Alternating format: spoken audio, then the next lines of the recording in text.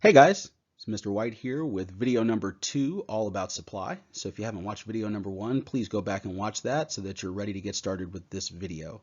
Now, for those who watched video number 1, just a quick refresher. Remember, we said that supply means all of the goods and services that producers are willing and able to create at various market prices. We said that you can create one of those things called a supply schedule where you list out the market supply at different prices, and you can plot that out on an X and Y axis to create a supply curve. We said that the supply curve just makes the ceteris paribus assumption that price is the only thing that producers care about. And according to the law of supply, when price goes up, the quantity supplied goes up, and when the price goes down, the quantity supplied goes down. But of course, like we said with demand, there are things other than the price that can affect the supply, and those are called non-price determinants. Now, the way that we can remember the non-price determinants for supply is to say suppliers provide. And that stands for producer expectations, regulations, other sellers, various taxes, input costs, different, meaning new technology, and the environment. So let's get into it. The first determinant of supply is producer expectations. That means that producers are always attempting to anticipate consumer behavior, and they'll provide more or less of a good or a service in an expectation of what future demand is going to look like. This is all based on the idea that they don't want to have any missed opportunities. In other words, they don't want to miss any chance to sell you something. And if you're not going to buy something, they also don't want to miss an opportunity to use their money to do something else. They don't want to put something out that nobody's going to buy. And the perfect example of this is that when you go to the grocery store in September, you start noticing pumpkins out in front of the grocery store all ready for sale in September. Have you ever thought, why do they sell pumpkins in September? I mean, when is Halloween? At the end of October, which is like 2 months later. So why are the pumpkins for sale so early? Well, because they don't want to miss an opportunity to sell a pumpkin to anybody. If you show up at the grocery store looking for a pumpkin and they don't have any pumpkins, what are you going to do? You're going to go somewhere else. And so the grocery stores try to anticipate your demand, and they put those pumpkins out there before you even know that you want them. We see this with all kinds of holidays. Like the day after Halloween, what do we start seeing at the grocery store? Christmas stuff. Even though Christmas is almost 2 months away, it's because they want to get that stuff out there as soon as it's possible, really, to get it out there so that they don't miss any opportunities to sell it to you. So let's take a look at how producer expectations can affect the supply for pumpkins in September. If this is our supply of pumpkins represented by curve S1, it's just a nice little upward sloping supply curve, and then September rolls around, we know that people are going to want to get pumpkins soon. And so the producers don't want to miss an opportunity to sell pumpkins. They're going to increase their supply of pumpkins. Now, since this doesn't represent a change in price of pumpkins, it's an outside factor, and we know outside factors cause a shift. Which way do we shift if we want to show an increase? That's right, we shift to the right. Shifting right is always an increase. It does not matter if we're talking about the supply curve or the demand curve. That's a very important fact for you to remember. The reason why is because we measure quantity down here along the x-axis. And we know that on the x-axis, as you move to the right, things get bigger. So whenever you're showing a shift, if you want to show an increase, move it to the right. Next up is regulations. Regulations just means rules or restrictions from the government that are placed on producers. The more rules and regulations that we place on producers, the lower the supply of that product is going to be. But when regulations are reduced or eliminated, the supply will increase. A great example is with oil drilling. When there are more restrictions on oil drilling, for environmental and other reasons, there's going to be a smaller supply of oil available to the market. If we get rid of those restrictions, it's going to be easier for producers to get out there and find oil, which means that there will be more oil available for everybody to purchase. Now, I'm not saying that regulations are wrong or bad, but just like with everything, there are trade-offs and there's opportunity costs when you make a decision. So, in other words, if we're okay with the environment being polluted, then we shouldn't have any regulations and we'll have plenty of oil. No big deal. If we don't want the environment to be polluted, we have to have some regulations because otherwise we know what's going to happen. And so it's all about trade-offs. Remember, we're not here to tell people what's right or wrong. We're just here to identify opportunity cost. So if we're talking about regulations, if we say government restrictions on oil drilling, if this is our normal supply of oil right here, S1, and let's say that the government decides that they're going to restrict oil drilling in the Gulf of Mexico for environmental reasons, what's going to happen to the supply of oil? It's going to decrease. And when we decrease, which way do we shift? That's right, to the left. As Beyonce would say, to the left, to the left. Okay, anyway, I'm not going to try to sing. Okay, so you can see that S1 has shifted leftward to S2, indicating that there's going to be a smaller supply of oil available to the market. Next up is other sellers. Okay, and other sellers, you could also think of this as like the number of producers. If there are more individuals producing a good or a service, the supply increases. If fewer individuals are producing a good or a service, then the supply will decrease. A great but sort of tragic example of this is medical care in small towns. You know, in a lot of small towns around Texas and the United States, and you know, probably globally, really, I think this is a problem. Medical professionals don't want to live in these small towns. They'd rather live in big cities. And so what we see is a high concentration of medical services available in big cities like Houston. But medical services, even basic doctor visits, are harder and harder to get in these small towns, just because of the fact that there's not as many suppliers. So if we're talking about rural medical services, like the ability to go see a doctor if you live in a small town, a town of like 1,000 people or less. If this was our supply of medical services, and then let's say that our doctor here, she decides she's going to move out of town and she's going to go to a big city like Houston. Well, without our town doctor, what's going to happen to the supply of medical services? It's going to decrease. And when we decrease, which way do we go? That's right, we're shifting to the left. So S1 is going to shift leftward to S2, indicating a smaller supply of medical services in our rural town. All right, next up, various taxes. It is what it sounds like, right? They say there are only two things that are certain in life, death and taxes. Businesses pay taxes too, not just you and I. They pay local, state, and federal taxes. If taxes increase, businesses don't make as much profit, and we know that's why businesses are producing, to make profit. If they can't make as much profit, they're not going to supply as much stuff. So supply decreases when tax increases. If taxes, however, are lowered or reduced, it's going to increase the profitability of production and the supply will increase. A great example of this happened back in 2017. You probably don't remember this, but in 2017, there was a really big tax cut that was passed by the Republican Congress. And a lot of business owners really liked it, and we actually saw the U.S. economy grow and speed up.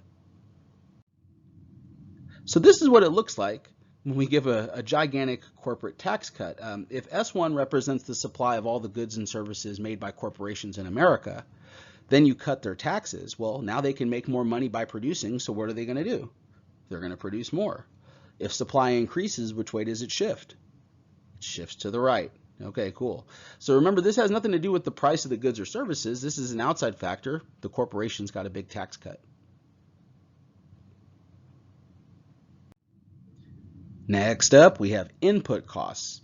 And guys, I really have to stress this, guys. This is probably the most important of all the determinants, okay? Really pay close attention to input costs, because especially in the real world, input costs are one of the most important determining factors of supply. Input costs simply just means the cost of doing business, the cost of purchasing the factors of production.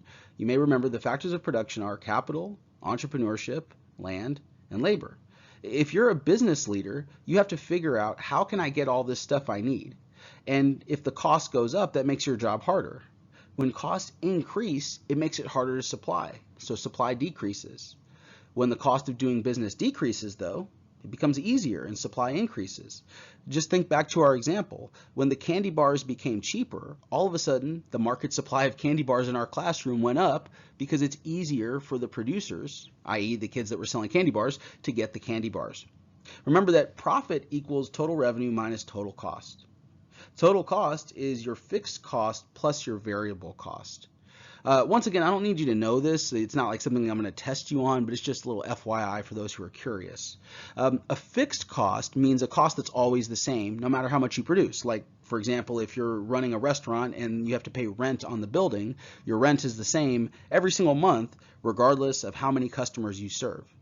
But your variable costs change based on your input prices, like the wages of your workers, and the quantity you decide to produce. So your variable cost of running a restaurant can be different every month depending on how many customers you have and depending on how many employees you have. You might produce more or you might produce less, and therefore your cost might be higher or lower, okay? So the key intuition we're getting at here, guys, is that when it becomes more expensive to buy the stuff you need to run your business, then your product is also going to become more expensive and harder to produce, and so your supply will decrease. And vice versa. If it's cheaper to produce, then you're going to produce more. So when we look at the graph for input costs, I think a good example is the low gas prices we've been seeing lately. So you may have noticed that over the summer, at least this summer of 2020, I don't know when it is that you're watching this video, but if it's 2020, you might have noticed that gas prices were pretty low. And the reason why gas prices were so low this summer has to do with the main input that goes into making gas, which is oil. Oil prices have been historically low.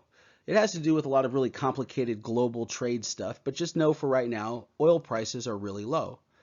When oil prices are really low, it's cheaper to make gasoline, and so the companies that make gasoline are going to produce more of it. It's more profitable for them, and they can even offer it to us at lower market prices. When we get into the next lecture about equilibrium, you'll understand why the market price went down when the supply shifted to the right. But just remember that when inputs become cheaper, supply increases. When inputs are more expensive, supply decreases. Different or new technology. Now this can be a little bit misleading, guys. We are not talking about new features. We're talking specifically about when we create a new technology or process for producing a good or a service, okay? So this doesn't mean that new features have been added to the product, okay? We're not talking about the iPhone having a retina scanner or something like that. I get that that would be a cool new technology added into the iPhone, but that does not help Apple produce more iPhones. Specifically, we mean like if Apple had a better way of producing iPhones, like if they had a more high-tech factory for producing iPhones, then the supply of iPhones would increase. So one of the best examples of this was the assembly line. I know you guys learned about Henry Ford and how he was the first to use the assembly line to produce cars, and that greatly increased the production of cars in America. Well, that's a great example of different or new technology causing a shift in supply. When the assembly line came out, all of a sudden more cars were being produced because there was a better way to produce them. So if we're thinking about Henry Ford's assembly line and the Model T, that's what a Model T looked like if you've never seen one before. S1 represents the original supply of cars in America. Then Henry Ford introduces the new technology of the assembly line, and the supply of cars in America increased, shifted to the right. Okay, the last determinant is environment, and this is kind of a catch-all. It's any other world event that can increase or decrease production. This could be like natural disasters, man-made disasters like wars, or unanticipated events, things that just nobody saw coming, like COVID-19, okay? Now these are kind of tricky because you have to use your judgment to determine how this event is going to affect supply. But I can tell you that one of the big stories of the summer had to do with a shortage of chicken wings and all kinds of chicken products, really, because one of the country's largest chicken processors, Tyson, had an outbreak of COVID-19. Well, guys, if there's an outbreak of COVID-19 in a factory that looks like this, is that a good thing? Absolutely not, especially because they're handling our food, right? So what happened was the Tyson chicken packing plant had to close down, and that explains why the supply of chicken decreased. So that would be an environmental factor. So this is what happened to the supply of chicken during that COVID outbreak. If S1 represented the original supply of chicken from Tyson, and then that COVID outbreak happens and they had to shut down production, supply would decrease. Remember that with supply and with demand, left is always a decrease and right is always an increase. So you've made it through supply and you've made it through demand. Let's get through a little summary of everything we've learned. Remember that supply means the willingness and ability to produce a good or a service at a given price. And the law of supply tells us that when the price goes up, the quantity supplied goes up. When the price goes down, the quantity supplied goes down. So there's a direct relationship between price and quantity supplied. We also know that a change in price causes a change of quantity supplied only. This is a big deal. Remember this one, guys. A change in price is only a change of quantity. A change in a non-price determinant of supply, however, is going to cause a shift in the entire supply curve. Okay, remember that shifting right is always an increase for both the supply curve and the demand curve, and shifting left is always a decrease. And the way we can remember those non-price determinants is to say suppliers provide producer expectations, regulations, other sellers, various taxes, input costs, different, aka new technology for producing, and the environment. All right, guys, that's it for our supply and demand lecture. If you have any questions, make sure you ask me. Thanks for watching. I'll see you next time.